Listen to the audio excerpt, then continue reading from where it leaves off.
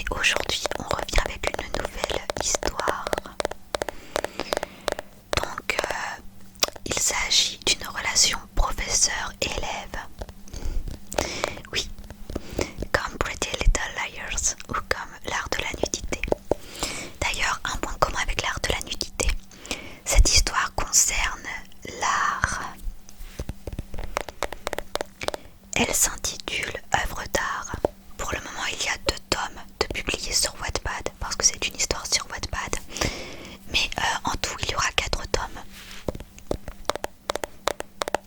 Et c'est une histoire, je sais pas les mots, elle est géniale et elle est très bien écrite. Et les personnages sont vraiment touchants, c'est une histoire. Tu découvriras par toi-même, mais je pense qu'elle te plaira. Si tu as apprécié l'art de la nudité, enfin si tu apprécies, parce que du coup j'ai pas fini de la lire, mais si tu apprécies l'art de la nudité, je pense que que celle-là va te plaire. Ce que j'espère d'ailleurs. Et c'est une histoire écrite par Laurie Pires. Je crois que ça se prononce comme ça. Sinon, on va donner son pseudo Wattpad. By Lo PRS. Mais de toute façon, je mettrai un lien qui mène à son profil Wattpad et à son histoire Wattpad. Mais ça, tu as déjà l'habitude, puisque ce n'est pas la première histoire de Wattpad que je te lis, et ce ne sera pas la dernière. Parce que j'adore dénicher des nouvelles histoires sur Wattpad pour ensuite te les lire. Cette histoire, je l'ai connue il y a quelques mois. Un mois, je crois, ou 2. En fait, elle est apparue comme ça dans mon fil d'actualité. J'étais en train de lire l'art de la nudité, je crois. Et elle m'est apparue, je crois, en recommandation. Et ça m'a intriguée. Le titre m'a intriguée. Et du coup, c'est comme ça que j'ai commencé à la lire et je suis tombée amoureuse de cette histoire. Donc c'est parti pour le résumé. James Taylor est un brillant expert en œuvres d'art. Reclus dans son deuil depuis 1 an, ce jeune veuf se voit offrir une opportunité professionnelle et décide de quitter sa ville de Londres afin d'enseigner la symbologie dans l'art à Paris. Un nouveau départ qui le destine à croiser maintes fois, dans son quartier de Montmartre, une jeune bohème, perfection qu'il assimile à la déesse Vénus. L'illustre muse qui a inspiré de nombreux maîtres peintres et dont il va s'éprendre de passion. Cependant, et malgré son talent pour l'interprétation, saura-t-il étudier sa propre histoire à travers les signes du destin? Sera-t-il capable de supporter le poids de la vérité? Car s'il y a bien une chose que cet enseignant sache, c'est qu'aucun chef-d'œuvre ne dévoile ses secrets au premier coup d'œil. Et donc, il y a un petit avertissement. Certaines scènes sont explicitement érotiques, détaillées pour un public adulte et averti. Donc, comme l'art de la nudité, je les mettrai en plus 18 ans. Ce qui veut dire qu'il faudra se connecter pour pouvoir regarder ces vidéos. Voilà. Alors, il y a un avant-propos de l'auteur. Donc, œuvre d'art 1, un roman érotico-ésotérique. Bonjour, œuvre d'art, l'obsession de l'enseignant, 71 chapitres, n'est que le début d'une longue épopée où il sera difficile de vous décrire en une phrase ce que vous découvrirez tout au long de cette tétralogie, ce que vous devrez interpréter chacun à votre tour. Apprenez la symbologie au fil des pages. Relevez le pari de deviner la chute de ces 4 tomes. Ce roman est une œuvre de fiction. Les personnages, les faits et les lieux cités sont des inventions de l'auteur et visent à conférer de l'authenticité au récit. Toute ressemblance avec des situations, des lieux et des personnes existant ou ayant existé ne peut être que fortuite. Donc, 2018, tout droit réservé. Et c'est parti pour le prologue. Prologue. À Christopher. Londres 2010. Ce matin-là, elle n'a pas ouvert les yeux. Elle ne m'a pas souri, ni dit je t'aime. Au lieu de ça, je me suis réveillée près d'un corps sans vie. Plus aucun souffle n'émanait d'elle. Je me suis levée d'un bond. cherchant à mettre une distance entre la mort et moi. Puis j'ai appelé les pompes funèbres, ce geste tant redouté depuis 3 ans, afin d'annoncer le décès de mon épouse. Ma défunte compagne était l'unique femme à avoir partagé ma vie. Je n'étais pas immédiatement tombé amoureux d'elle. Je l'avais laissée apprendre à me connaître, et elle m'a autorisé à entrer dans sa vie. Les liens qui se créèrent furent un attachement réciproque, une évidence. Certains nous pensaient âmes sœurs. Une absurdité de théorie avancerait qu'une personne, née avant ou après vous, serait obligatoirement obstinée à vous retrouver. Je n'y ai jamais cru, ma femme non plus. Elle m'avait appris à aimer, chose qui, avant elle, était un sujet de raillerie entre amis lorsque je l'énonçais. Elle me parlait de passion et me racontait que je l'avais envoûtée. Elle me répétait de lire les signes de la vie et de mon destin, de les écouter et surtout de les suivre. En cas de doute, j'avais le choix. J'étais maître de mon avenir, bien qu'il y eût quelque chose de plus fort que nous et que nous n'égalerions jamais. Même si les symboles et les signes que nous croisions étaient là pour notre libre arbitre, à nous de prendre en main notre destinée.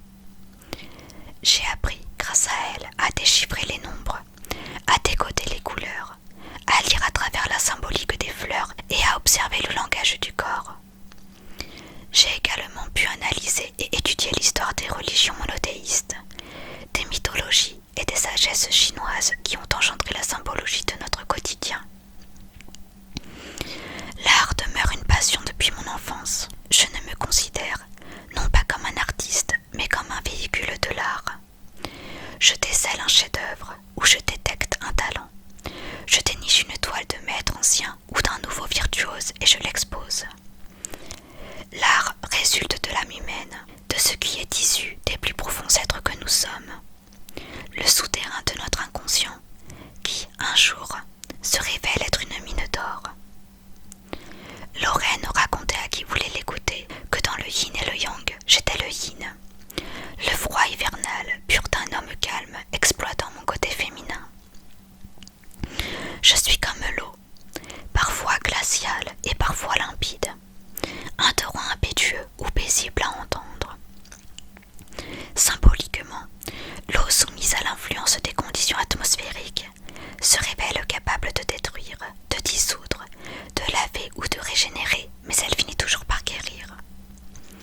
Elle m'a aidé à être juste envers les gens qui se montraient différents de moi, physiquement comme spirituellement, à ne pas juger. L'analyse ne s'apprend que dans le silence, les yeux grands ouverts et les oreilles à l'affût. Le débat commence lorsqu'on est prêt à dépasser nos limites de la compréhension. Si vous vous mettez en tête que vous ne détenez pas la vérité absolue, alors vous êtes capable d'entendre des arguments qui vous contredisent. Puisque par déduction, tout le monde ne pense pas comme vous. Je conçois l'hypothèse que favoriser un avis laisse à clore le sujet en étant sûr et certain. On ne sait rien, on suppose et on se fait notre opinion. J'ai passé 12 ans à ses côtés, 12 années où je n'ai cessé d'apprendre. Je ne suis plus l'adolescent tardif, mais l'adulte averti. L'enterrement a rassemblé la sphère culturelle et artistique. Artiste peintre, conservateur de musées, marchand d'art, galeriste, showbiz. Mais aussi quelques politiciens qui admiraient son travail. On me saluait en présentant de sincères condoléances. Une tape sur l'épaule ou dans le dos, typiquement masculin. Un geste tendre sur le visage ou sur la main pour les femmes. Des embrassades de nos familles respectives et de nos amis. Je suis resté absent, mon esprit ne voulait pas accepter cette situation. Je me sentais désorienté, affaibli, mais aucune larme ne parvint à couler. Je m'y refusais. J'ai mis un lion sur sa pierre tombale. Il est l'éternel gardien qui protège la tombe des esprits malfaisants, symbolise le courage, la force et la résurrection. On place souvent des statues de cet animal sur les tombeaux de héros morts au combat. Et Lorraine était une soldate, une remarquable prouesse. 1 an déjà, 1 an qu'elle a succombé à ce cancer qui l'avait tant fait souffrir. Et depuis,